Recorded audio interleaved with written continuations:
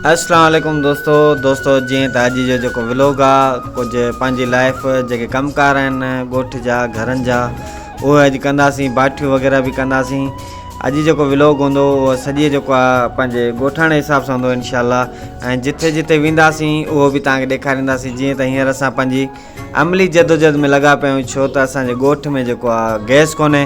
पोइ बाठियूं असां जेको ॿारींदा आहियूं उन जे करे बाठियुनि जी मौसम आहे। हींअर बाठियूं गॾु पिया कयूं। हीअ ॻोठाणी ज़िंदगी तव्हां ॾिसो पिया, हीअ माल ॾिसो, हीअ ॿकरियूं ॾिसो। जॾहिं त असां बि अॼु बाठियूं करणु आयासीं। मूंसां गॾु जेको रिदा बि आहे, सुहाना बि आहे ऐं ॿिया दोस्त बि आहिनि। इंशाल्लाह हीअ बाठियुनि जा असां अॼु रक्षा भरींदासीं। जेको बाठियूं असां गॾु कंदासीं, जेको वरी ॿारींदासीं, छो त असांजे ॻोठ में गैस कोन्हे।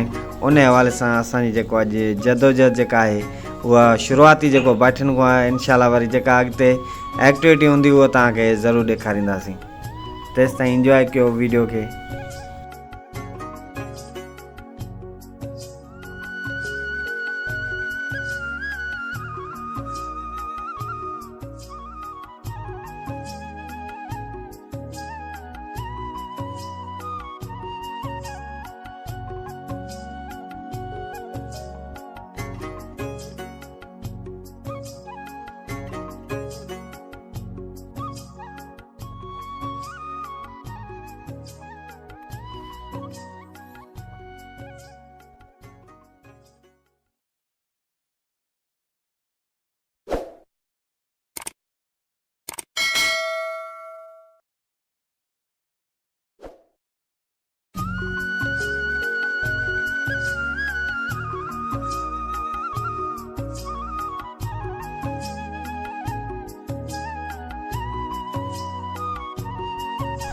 दोस्तों जीअं त रिदा ऐं सुहाना बि अॼु बनी ते अची इंजॉय कनि पिया ऐं जेके दोस्त आहिनि असांजा उहे रक्शो लोड कनि था पिया बाठियुनि जो। इंशाल्लाह रक्शो लोड करे वरी ॻोठ वेंदासीं। उन खां बाद वरी काॾे कमकार सां निकिरी वेंदासीं। पहिरियां घर जो कमु, उन खां बाद वरी ॿाहिरि जो कमु। इंशाल्लाह ही तव्हां ॾिसो पिया, हीअ रक्शो लोड थिए पियो ऐं दोस्त लॻा पिया आहिनि पंहिंजी कोशिशि में। ऐं रिदा ऐं सुहाना जेको इंजॉय पिया कनि। हिकदमि मौसम VIP आहे। ॿियो वरी जेको आहे माशाल्लाह तमामु बहितरीनु लॻो अॼु जेको असां बनियुनि में अची करे। दोस्तों जीअं त असां ख़ैर ख़ैरियत सां बाठियूं खणी पंहिंजे ॻोठ पहुतासीं ऐं हीअ ॾिसो पिया असां बाठियूं लाहियूं पिया रक्शे खां। ऐं दोस्तों जीअं त अॼु असां अकरी चौदगी निकिरी आयासीं। हीअ मूंसां गॾु मुंहिंजो भाणिजो इरफान लाशारी। हीअ अकरी वञूं पिया। अकरी जी जेका तव्हांखे वीडियो ॾेखारियूं पिया।